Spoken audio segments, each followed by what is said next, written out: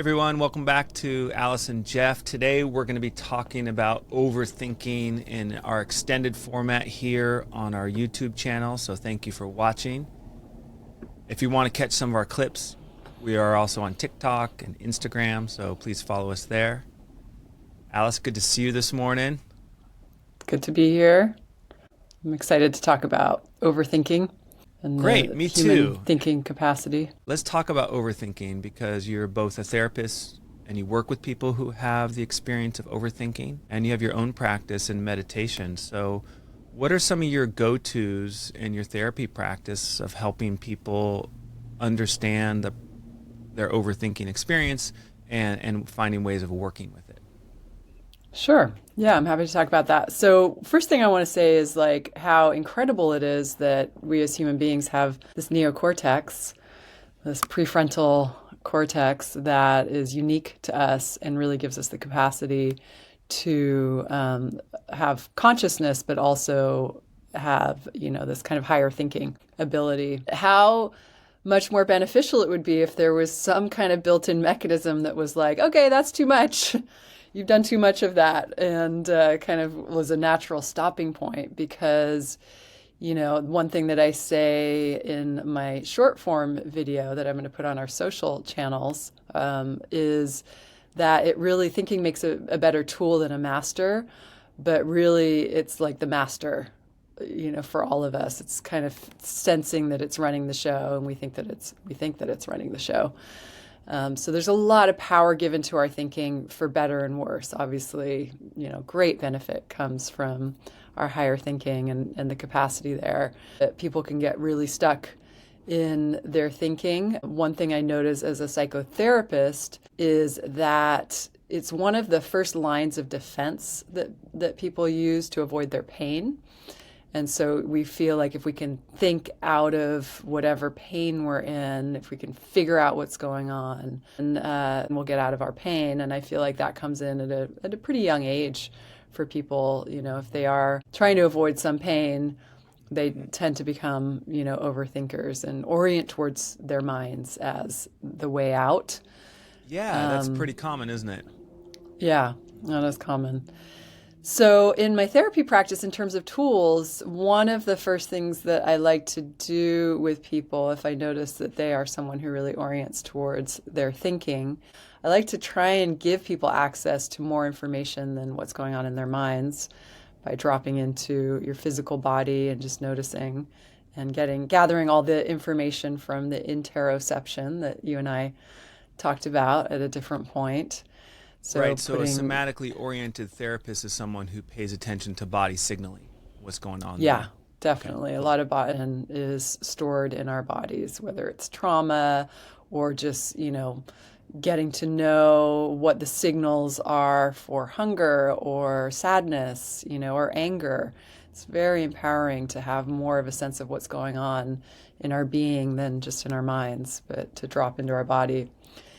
And then I use this book that I really like, and I'm going to put it up here, Conquer Negative Thinking for Teens. I use this with teens and adults. And the thing that I really like it's a great little workbook. And the thing that I do with people very often is establish what their negative thinking pattern is. Uh-huh. And they break it into 9 different types. And this can be, again, really empowering because we get into particular grooves. Each person gets into a particular groove of negative thinking. I'll just go through them quickly. I go through this in much more detail with people, but just to kind of name what they are. Sure. And people might recognize themselves in one of these thought patterns. So it's the I can't habit, the catastrophizing. This is a really common one. This is thinking the very worst thing is going to happen. This is one that I definitely find myself gravitating towards and notice in other people. This goes along with anxiety a lot, like imagining the very worst. The all or nothing habit, which is often like the perfectionist, kind of black and white thinkers.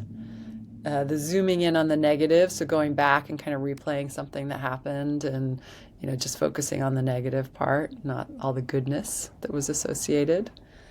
The I should, you should, getting into kind of like rigid rules around how people should act and how you should act. Yeah. The fortune telling habit, so looking at a future event and predicting that it's going to be bad.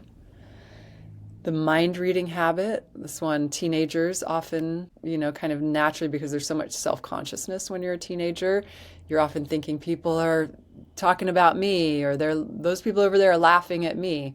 So thinking that, other people are criticizing you or thinking badly of you.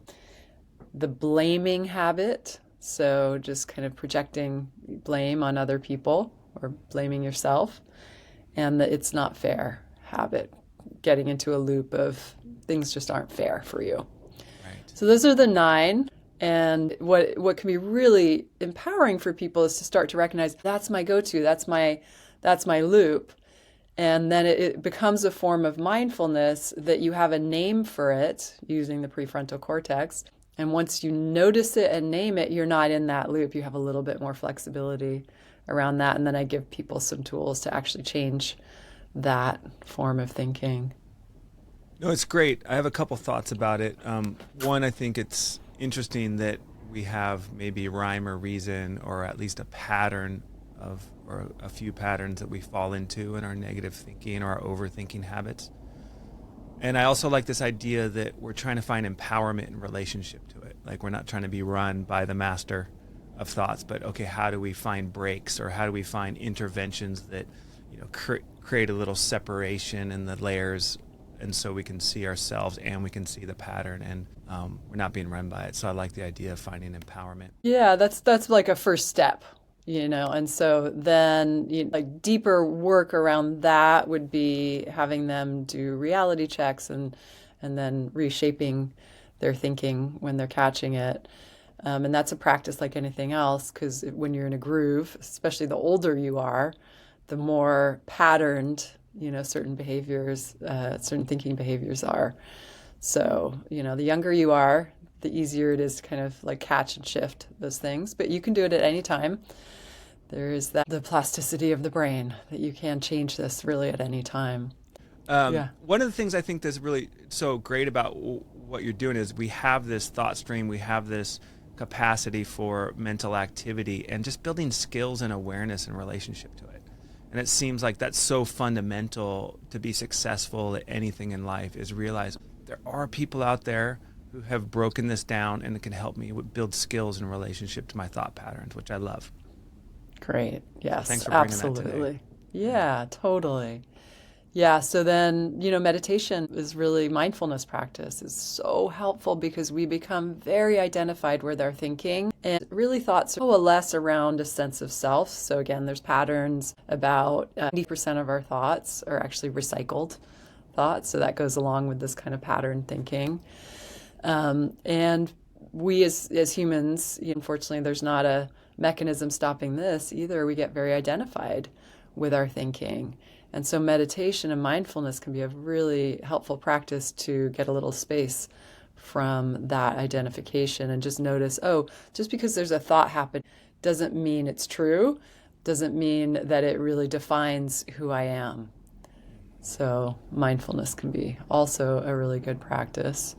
One thing I want to add there, and it's been helpful for me in my meditation practice, is recognizing, like you said, that we do have this thought stream, and that trying to shut it off or make it go away has not necessarily been a good strategy for me, and really just start to quiet, listen, and honor it when I start my meditation practice. So I just become aware, okay, thinking's happening, noticing and being present or mindful with the thought stream. So I guess I want to put that into the conversation a little bit today, that I think it's a beginner's mistake. I'm thinking, I'm not meditating, I'm not mindful. And my adjustment that is just be mindful that, okay, thought stream's happening. What's happening there? Can I be mindful with it and slow it down?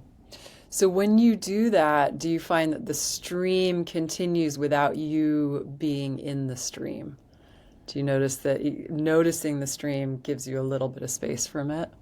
At times I'm like, I got carried down the stream. And I'm like, I step out of the stream. I'm like, okay, yeah, that was the stream happening.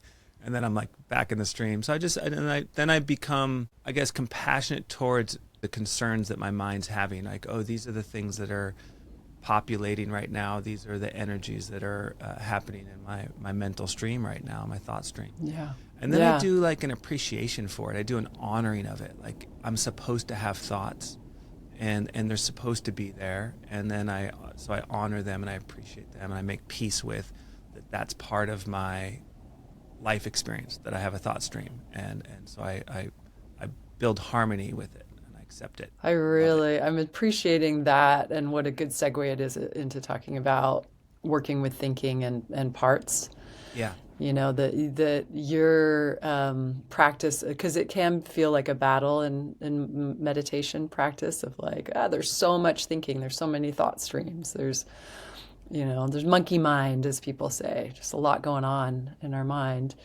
And to feel like you have to, like, I'm not a good meditator unless that stops or quiets that down. So I love your compassionate practice to your thinking self. That you started talking about like, oh, there's a reason, or there's, things bubbling up in my mind. And that could be correlated with something you're chewing on that could be a part, right? That could be like, parts are very associated with thinking and thinking particular things. Understanding parts, because I don't think we've really had a conversation. People might just be finding us for the first time. So let's do a quick introduction of parts language and what that's about. In the internal family systems practice and some other coaching and therapy insight work, there is an understanding that we all have subparts to ourselves, sub-personalities, that we have a mosaic mind, that there's multiple perspective voices. Some of them are older and younger, some of them are wiser, and that we can listen to them and view them not as an expectation that we're the singular thing, but we realize and recognize that we have multiplicity of perspectives and experiences happening, and that we can listen to those, that we can connect with those parts and pay attention to them in a way that builds awareness and builds skill, and at times can create healing. Yeah, and that there's kind of three segments of three kinds of parts.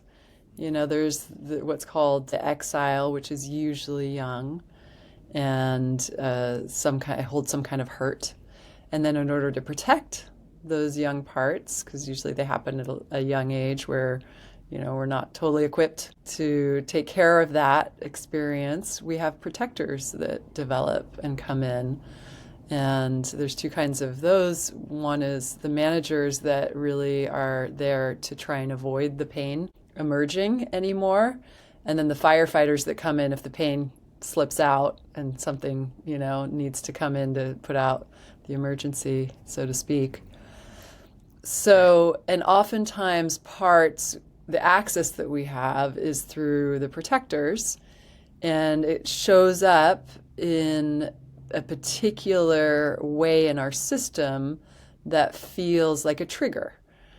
There's often a sense of, like, and there might be thoughts, go back to the thoughts. There might be some rumination around, someone is, you're upset with someone because can you think of an example? Yeah, they spoke to you a certain way. You're in a circumstance and then you responded, and then you're hashing out. Yeah, someone was rude. Someone, what they said, how I responded, what they said, yes. how I responded, what they said, yeah. how recycling the You're the kind moment. of recycling that, and I'll kind of talk about maybe, one of my parts that shows up is like a rehearsing of like what I want to say to that person.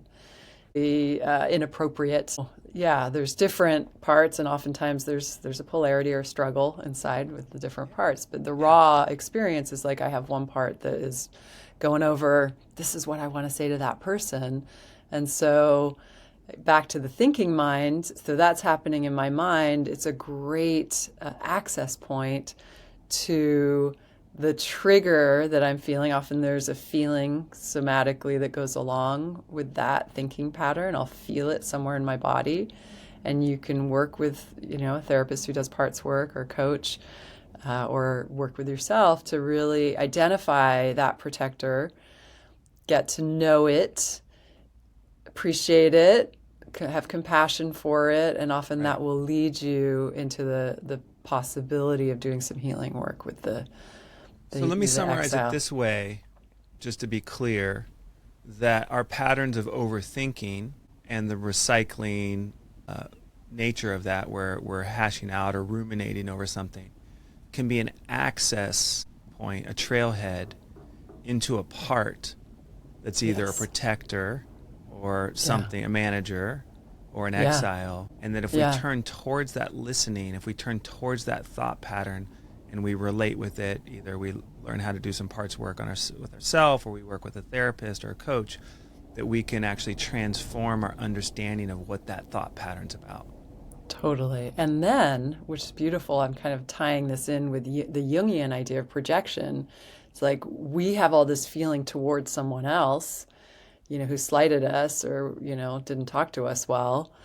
And it's an opportunity for us to get to know ourselves and have compassion for ourselves in terms of working with our own triggers and feelings.